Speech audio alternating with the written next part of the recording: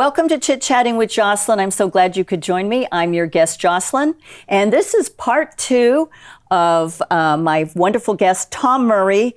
I dragged him away from his business to come talk about, quite frankly, some very concerning, embarrassing, disgusting, unlawful, unconstitutional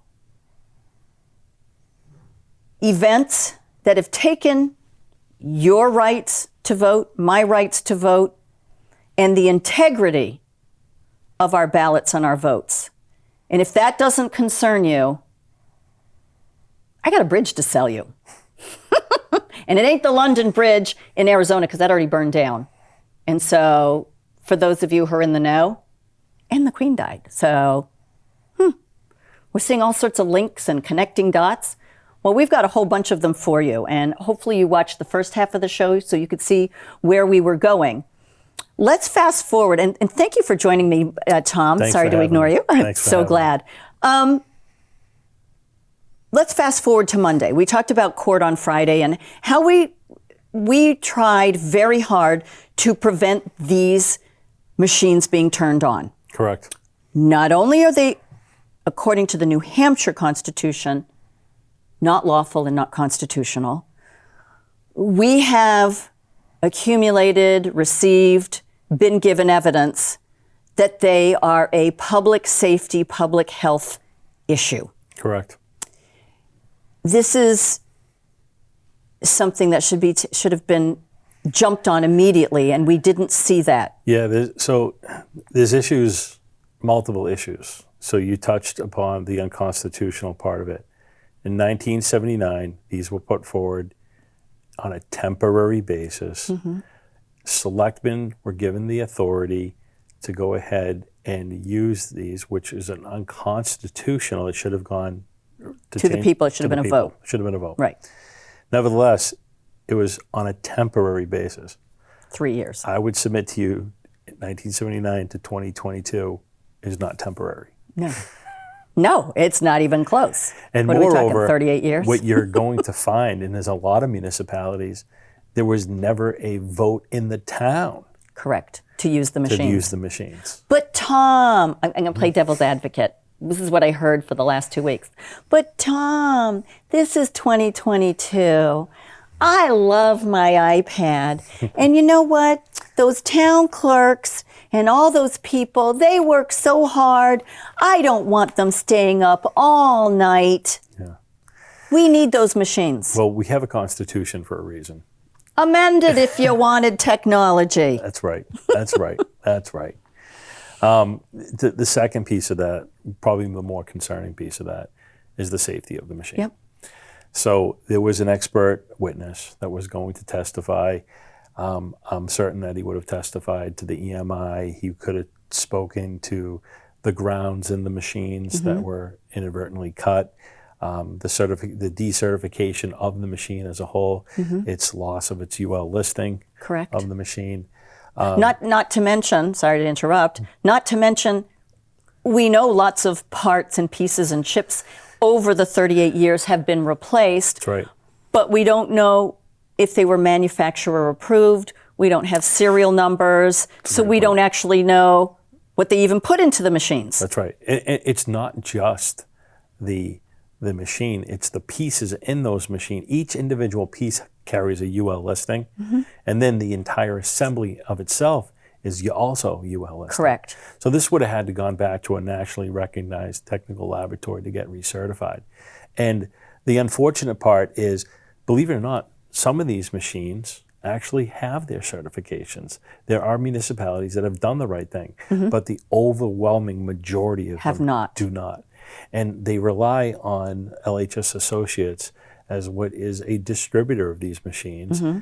and a service agreement to go ahead and somebody has lost that accountability piece in making sure, whether it be the moderator, the town clerk, LHS Associates, you can put it on selectmen. Bottom line is they're not certified. Correct. Not being certified poses a potential liability mm-hmm. to those municipalities and a risk to the general public, and moreover, the poll workers. Correct, who the are election constant workers. contact with them. That's correct. Just to backtrack 1 second to the Friday, when you were being questioned and the other two witnesses were questioned, it was very disconcerting to me. I understood the politics of it, but disconcerting, strip that away, that they questioned the three of you as to whether you had personally experienced and seen an explosion on these AccuVote Diebold Dominion machines. Yeah. So immediately I'm sitting there as, co-chair with Daniel, assistant to him, and I hear things other people don't hear, but you're in witness mode and I'm in listen mode, so I hear what you don't hear. Right. And it works that way. Everybody hears something not different, but a part that you may have zoned out or you were focusing on something else. I'm writing notes. And I hear explosion and my head whips around and my brain goes to, all right, where, when, how did that happen? Because you wouldn't have just made that up Right. out of nowhere. It had to have happened someplace, sometime, somewhere for you to drag that out of the old basket in the basement, to throw it in your face, but also to use it they used it as a way to embarrass you. The way that they accused Daniel of not knowing procedural law and administrative law. So why are you here? You don't even know why you're here. Yeah. I'm sorry, is that why you go to law school, or did you go there to learn the Constitution? Well, No, it didn't embarrass me at all. In fact, I felt embarrassed for the gentleman that asked the question. All right, who paid you to say that? 'Cause I thought it was the 4 most days, that's all you got? ridiculous question I think of as a professional I've ever been asked. And clearly, there's absolutely zero understanding on behalf of the individual that asked the question. Had he known why NRTLs require certifications, had he understand electricity and maybe some just basics on volts and amps and how it can negatively, adversely affect the human beings, then I was disappointed, but at the same time, I was embarrassed for him asking the question. Look, any appliances. A tactic that was embarrassing. Yeah, forget the part that it's a voting machine. Let's just take it's a microwave. It's an appliance. I think it's fair to say if a ground is removed from a microwave, someone's using that, you're putting yourself at risk. Correct. There's other areas of concern. There's the EMI that can be put out. Those capacitors. That's and those the electromagnetic inductance Okay. that can be put forward. It's the ohms, it's the transistors, it's the release of energy. I mean, people have pacemakers. Defibrillators. Hearing aids. Hearing aids. There's all kinds of devices. Look, if you have a pacemaker, one of the things you're always told, and you're saying anytime discharge the static. Discharge the static, but if you're using power tools or I know because I'm a contractor, I have individuals that work for me that they use welders. They can't be in close proximity to that. You look at an EKG on their as they're using their welder, it's going through. Wow. And what will happen is actually, I've known this for a fact that this has happened to an employee of mine that worked for a previous company. It will actually zap you with a charge. Now, is it going to, break the pacemaker, the defibrillator? No, it's not. But is it going to put them at risk? Yes, it can. It can. And moreover, it's the current of that machine without a proper ground that can do that too. So in my industry, often when an inspector comes in, they'll red tag a piece of equipment. And that piece of equipment cannot be plugged in. It cannot be powered until it has its certification from the NRTL. That an expert has gone through it and made sure every piece of it is UL. Back to the question at hand, that was a very ridiculous and embarrassing question that he asked me on my... It was also, it was worse than red pilling. What's the other terminology that they use? Gaslighting. Gaslighting. Well, instilling fear. Yeah. And what has to happen is there needs to be a bifurcation of the political piece of the machines versus its appliance and its functionality as a life safety issue. Correct. And really zone it in on that. And it's a violation currently right now. It's a violation in New Hampshire building code. Building code, which is statute. Right. So, based on that, and Monday, where you were doing a lot of research and our expert witness was doing a lot of research, Daniel, me, I'm better at reading papers. That's how I do research and putting things together. You guys are you guys do the computer stuff. I just get lost on that. But I take and I go through the books and I find previous stuff and I put together. So in March 1st of 2022, right after 8 out of 10 counties went to the State House and we filed with the governor, the Secretary of State, the AG, the Speaker of the House, and court clerk. And I have all the stamps and the dates. And we filed a remonstrance, right of remonstrance, which when the general court, which is the legislative branch, shall hear the people and their redress of grievance. Mm-hmm. And I'm not going to delve into that, but they've refused it and they won't do it. And they said they don't have to, and they act like they're 3 years old. And we actually have judges and attorneys that say they don't have to. That's their choice. No, it's not. You're the general court, you're the legislative branch, you hear the people when they say, I have a redress of grievance, but anyway, they didn't. So we all went in, 8 people out of the 10 counties, and we filed personally. We then went back to our towns and we filed the same thing. I filed with my 5 selectmen. I filed with the town clerk. I filed with the moderator. I didn't file, I served them. And I served the town administrator. The exact same things I had just done in Concord. That was March 1st, 2022. Till today, I have heard nothing, no answer to it, which was all about the machines, all about voter integrity, all about what happened as far as the machines. We in Amherst had a machine that the date on the top, so at the top of your little tally tapes, it has the date, the machine, the town, the time, blah, blah, blah, 0000, because that's what it says when it starts. I have a machine that says it was run 5 days before 11/3. Nobody has a problem with this. Yeah. But I go through the work order and they changed out the clock chip. Yeah. Where'd you get it? Bottom of the barrel? Did you get it out of another machine? I don't know. There's no serial number and there's no company attached to it. And here's the problem, right? So you said a couple of things. First of all, let's start right with the constitutional piece and our Bill of Rights. It's we the people, it's the consent of the governed, okay? It's the consent, okay? Right. The problem is you have too much bureaucracy that goes on in government that it becomes circular and everyone wants to kick the can. I'll tell you what happened on Monday. Monday, we showed up around 11 o'clock in Concord at OSHA. We presented them with an affidavit stating factual information that pertained to the safety the and life health, and safety certification of these machines. Right out of the gate, OSHA did not want to accept the complaint. And I'll tell you something, I learned something that day. And what I had learned was that according to the OSHA Safety Act of 1970, OSHA does not regulate or have jurisdictional authority over municipalities. So only if the complaint was filed by an employee, which I would submit to you, according to IRS rules, an election worker is classified by the IRS as an employee between the municipality. However, because it's paid for by the municipality is exempt from any jurisdictional oversight of OSHA. So just let me give you a case in point. I'm a contractor. If we were outside and I'm on one side of the street in a private capacity working for my company, digging a trench in violation with no trench box, no safety, putting my worker in risk. And then on the opposite side of the street is the DPW doing the exact same thing, putting their employee at risk.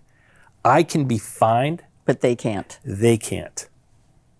Rules for thee, but not for me. Exactly. Sounding very reminiscent of 2010 in my case. So it's also the state of New Hampshire is not certified, does not have an OSHA certification for the state of New Hampshire, so they are using the federal certification. Right. Do I have that correct? there was some circular logic, again, going on there. So what OSHA says is we don't have jurisdiction. So therefore, it defaults to the New Hampshire Board of Labor. But we went over there and we spoke to a few individuals. And again, this is a life safety concern. Yep. A life safety concern. But you're not an employee, right? Well, they felt as though they didn't have a jurisdictional authority at all. Okay, well, I wouldn't think so. So it was kicking the can. So finally, at the end, I notified my local municipality and the town clerk, the moderator, the fire department, the fire inspector, building inspector, the building inspector, and at that point, I mean, I've done my moral civic duty as to let people know that there's a safety certification issue with these devices. Be careful, be concerned, make sure that, employees of the district that are poll workers and election workers are protected, and more so the general public. So what they do with it after that, it's on them. So my little thing dings. Never could get that to turn off. So I, after speaking with all of you and putting my paperwork together, Monday, I went to the Board of Selectmen. I had asked to be on the agenda, and I was put on the Citizens Forum. But I made sure that this was all put on record, and I read to them 7 pages. I did cut it down because they said they didn't have time to listen to me. And I said, wow, what a shame. You should have listened on March 1st, 2022 when I served you. Maybe you should have done something then. But I read this to them, and I told them and again, we're talking about the New Hampshire Constitution, people, not the U.S., the New Hampshire Constitution, when we use that word, of 1784 was never amended. If the people had wanted to keep up with technology, we need to go to the legislature and say, hey, we want machines, put a bill in, put it on the floor, make it so we can vote on it. Never happened. They didn't even do it on their own. It's never been amended. So it has to be interpreted as it was written in 1784. And furthermore, even if I was to go beyond that, selectmen in a lot of the municipalities have never voted on it. Correct. Where's the contract? Yeah. Where's the purchase and sales? There isn't. Where after the trial? Yeah, after the 3-year trial, where's the purchase and sales? 3 years. And wait a minute, 38 years. I wonder how much of our tax dollars has gone from your property taxes to pay for these machines that we have no contract for, that we never voted on, that nobody asked us if we wanted them. Temporary. What, millions? How many millions have we all spent in the state of New Hampshire for these machines? I wonder if I could tell the state that I'm temporarily going to be not paying them. How that? I'm thinking I'm going to be deducting it from my property taxes. So I served them, and I had the piece from Monday when you three went to OSHA and the Department of Labor, and I had the piece of the complaint that was handed to them. Yep. It does actually have a case number, et cetera. So for all their machinations, there is one. Yeah. And I served that to them, my selectmen as well, and said, oh yeah, here's the public safety and health issue part of it. Here you go. You've been served. Yeah. I gave them your piece from your affidavit and handed it all to them, and I gave them for free, because I'm so nice, the New Hampshire Constitution, and delivered it very nicely for them, so they didn't have to go anywhere, do anything except sit down, read, and do your job. Yeah. It's sad, fast forward to Tuesday. I walk in at 6 o'clock as a ballot clerk. They're already voting. I thought it was at 7, but I was there when I was told at 6, and surprise, surprise, surprise, they were all plugged in. However, one machine was not plugged in that I could tell, and there was a little side pocket that the Secretary of State said that those who wanted their ballots hand counted, not put through the machine, could do so in a little side pocket that would go into the machine and fall in to a little, drawer in the machine where overvotes, undervotes, and write-ins would be counted. Right. And so I have to chuckle. After all of that national news exposure and everything, even with the fact that Wyndham was one of the 3 that had a monitor assigned to it, prior to our elections, somebody had contacted Mr. Ken Eyring with the Government Integrity Project. He's one of the co-founders as well, and had an example of a ballot that had been folded yet again. So after the mega... Can't make this up. In 2020 of the folded ballots that went national. Actually went international. They went and folded them again? They folded them again. Do you see what we're talking about, people? This is ignorance. It is. And to some degree, they're being complicit because they're not doing their due diligence to make sure. It's incompetence. Incompetence, thank you, that's a good word. There's no excuse for that. And I hope the monitor, in his report to the Secretary of State, AG, notes that. I hope so too. You know, it's scary because we did have the resolve and they had people write in their candidates, not fill it in next to the type because they were that nervous about the machines that they wanted to ensure there was a hand count, and they wrote in those names. And we, I suspect, are going to be in the national news yet again. I suspect so too. So unfortunately, what had happened, and 8 o'clock, they closed the poll. I was there. I was recording. And at 8:07, 8:08, the lights went out as they were emptying ballots out of the ballot box, marking boxes. What do you mean the lights went out? The lights went out. It was pitch black in the gymnasium. They continued to take the ballots out, even to objection. There was quite a few angry people that were watching that were not too pleased with them taking the ballots out of the boxes in pitch black. So you don't know. I'm sorry. You have to put them in a box. There has to be witnesses. You have to see it. The box has to be sealed. It has to be closed.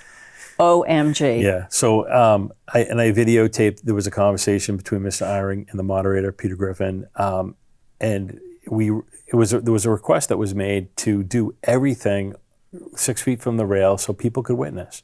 I know a lot of moderators that run their elections similar to that and clean. They spin the box around. They open up the door. On the left-hand side, you can see all the machine-counted ballots that were just had ovals in the right-hand compartment because there's a flapper that sorts them in the machine. And the right-hand side, you can see all the write-in candidates. And so it's clear. They take those out. They place them in a box. Immediately, tape goes on, sealed signatures, back onto the table. The write-ins are removed, sorted, placed onto a table for the hand count to begin. This year, we had something different. We also had a third bin, which was the auxiliary bin, where if you had an overvote, that overvote would go into that side pocket. A lot of people, as the resolve had suggested, were not comfortable putting their ballot through the ballot marking device. Correct. Rightfully so. Yeah. Because their choice. Their choice. Wait a minute. Their ballot, their choice. Their ballot, their choice. Rightfully so, though, because we proved that was not accurate. I have to make this point. During the audit, we ran all the ballots through all 4 machines. Not one of the machines matched another. Yeah. So their concerns are validated, in my opinion. They placed it through that auxiliary bin. What I believe may have happened, because I believe our vote counts are off. We're going to find out. I just filed the right to know request, a 91A, today, just before I came here, asking for the moderator's worksheet and an explanation as to why there was a delay. We didn't have the official results till almost 3 o'clock in the morning. I believe we were the last or the second to last town to report. And we only had 3,000 voters. That's not a lot of people. That's not a lot. And I would submit to you the hand counts were under 1,000. I think they were like 200, but don't quote me on that. There was a small amount. Small amount. So there's no way it should have taken that amount of time. It shouldn't have, and I got to tell you, the hand counts were concerning because I watched as they hand counted, and I don't believe they properly hand counted the ballots. And what I mean by that is when you have a race and there's undervotes, not overvotes. By the way, there shouldn't be any overvotes. If everyone gets their tally tapes from their town clerk's office, the overvote should be 0. If there is overvotes on the ballot, on the long form Right. and the total connected tape, that's a problem. You need to call the Secretary of State's office immediately. Okay. But the undervotes is important too in order to reconcile. Our moderators struggled during that election. I watched it. And so we're going to find out, and I believe there's going to be a recount. We had a floterial race in the primary where one candidate, we shared a seat with Londonderry, and the candidate in Windham won by 3 votes. So there's So gonna what be I a would recount. suspect that there was going to be a recount. And I believe if you do see that recount, I think you're going to see a significant And oh, by the swing. way, recounts are done by hand. That's right, up at the state They don't put it back Archives through the office. machine. That's right. Oh my goodness. Well, we've certainly covered a lot of territory, and we need to make sure that these problems are taken care of before November 8th. And we encourage you, if anything has gone wrong, the slightest thing, that you reach out to the Secretary of State. You can reach out to Tom. His website is on the front page, New Hampshire Government Integrity Project. You can reach out to me. Don't let anything slip. This is your vote. This is your right, and nobody can take it away from you. There is no party when it comes to this. Thank you for joining us, and we were definitely going to come back and fill you in on what's been happening. God bless. See you next week.